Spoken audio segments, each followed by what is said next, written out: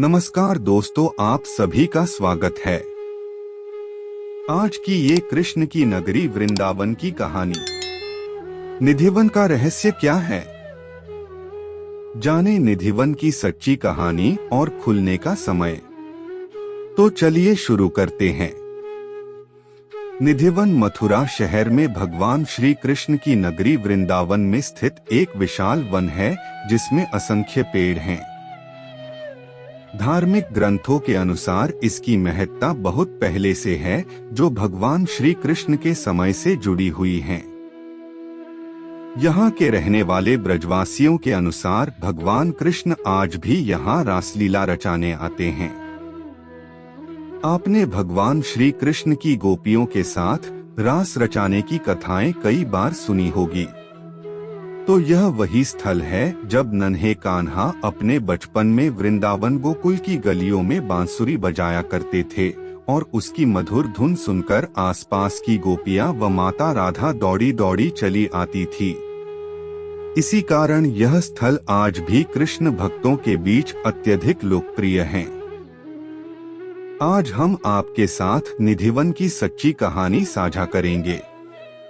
निधिवन में आप जो भी पेड़ देखेंगे वे अपने आप में विचित्र हैं। सभी पेड़ों की शाखाएं सीधी ना होकर मुड़ी हुई हैं।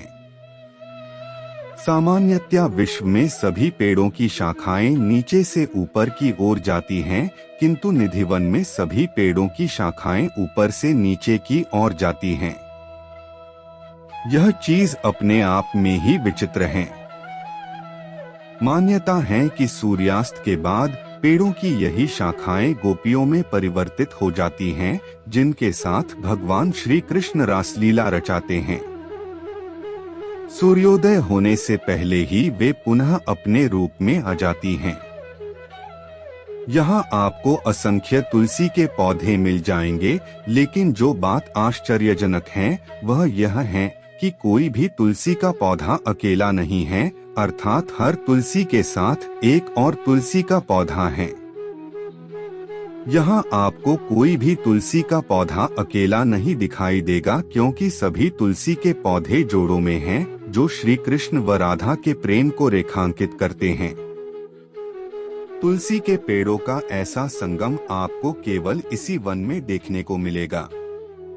इन सब के अलावा यहाँ एक रंग महल भी है, जहाँ माता राधा रानी के साज सज्जा का सामान चढ़ाया जाता है। इसे विशेषकर महिलाएं चढ़ाती हैं।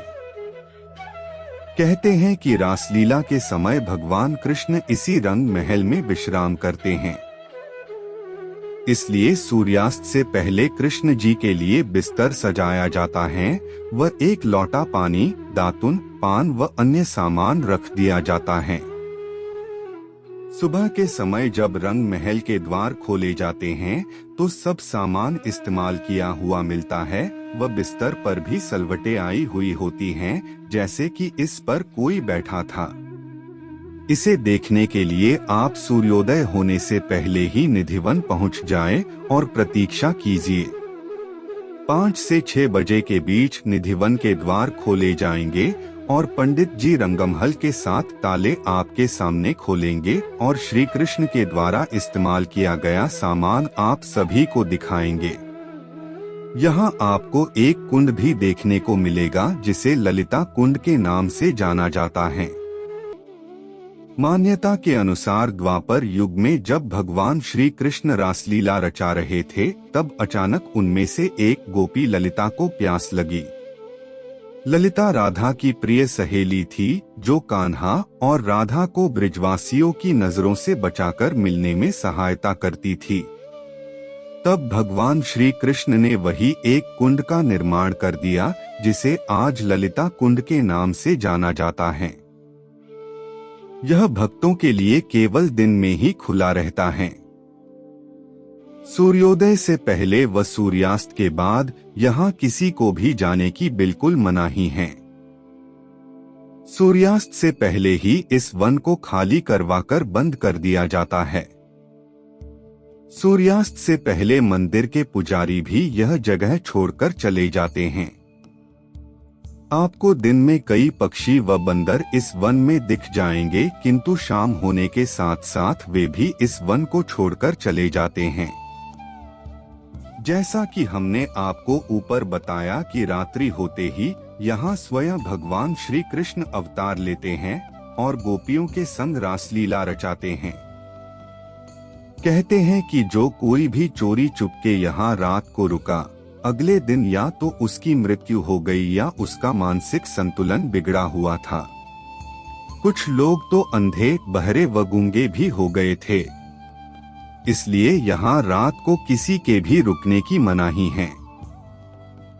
जब आप निधिवन देखने जाएंगे तब आसपास के घरों को देखकर आपके मन में एक बात और आएगी कि इन घरों की छत या बालकनी से रात में निधिवन का नजारा देखा जा सकता है।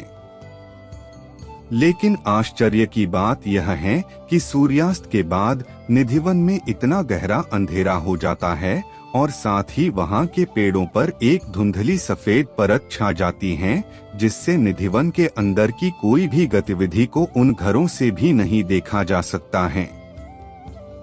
इसका प्रमाण देखने के लिए आप सुबह 5 बजे निधिवन पहुँच जाएं, जब सूर्योदय नहीं हुआ होता है। उस समय आप निधिवन के बाहर के पेड़ों को भी देख लीजिएगा, आपको समझ आ जाएगा। आप वही खड़े रहिएगा और सूर्योदय होने और रोशनी आने की प्रतीक्षा कीजिएगा। जैसे ही सूर्योदय हो जाएगा तब एकदम से पेड़ों से धुंधली परत हट जाएगी और अभी तक आपको वहाँ जो एक भी बंदर या पक्षी नहीं दिखाई दे रहा था, वह सब भी एकदम से उमड़ पड़ेंगे। यदि आप मथुरा वृंदावन घूमने जाने का मन बना रहे हैं तो आप इस वन का दोपहर में भ्रमण कर सकते हैं। दोपहर का समय इस वन में घूमने का सबसे उत्तम समय है, क्योंकि उस समय मथुरा वृंदावन के सभी मंदिर बंद हो जाते हैं, जो शाम के 4 बजे के बाद खुलते हैं। इसलिए इस समय आप निधिवन में घूम सकते हैं और वहाँ की सुंदरता का आनंद उठा सकते हैं।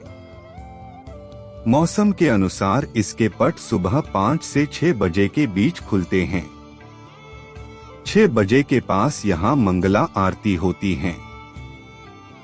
सूर्यास्त से कुछ समय पहले यहाँ के पट बंद कर दिए जाते हैं। आपको यहाँ कई महापुरुषों की समाधियां भी देखने को मिलेगी, जो भगवान कृष्ण की भक्ति में लीन रहते थे। पेड़ पौधों के बीच इनकी समाधियां बनी हुई हैं। इसी के साथ साथ आप इस वन के आसपास अन्य मंदिरों में अवश्य घूमकर आइएगा। दोस्तों, अगर आपको ये कृष्ण की नगरी वृंदावन में स्थित निधिवन का रहस्य क्या है, निधिवन की सच्ची कहानी पसंद आई हो तो इसे अपने दोस्तों व रिश्तेदारों के साथ शेयर एंड सब्सक्राइब जरूर करें। हमें कमेंट करके जरूर बताएं। आपके कीमती समय के लिए धन्यवाद।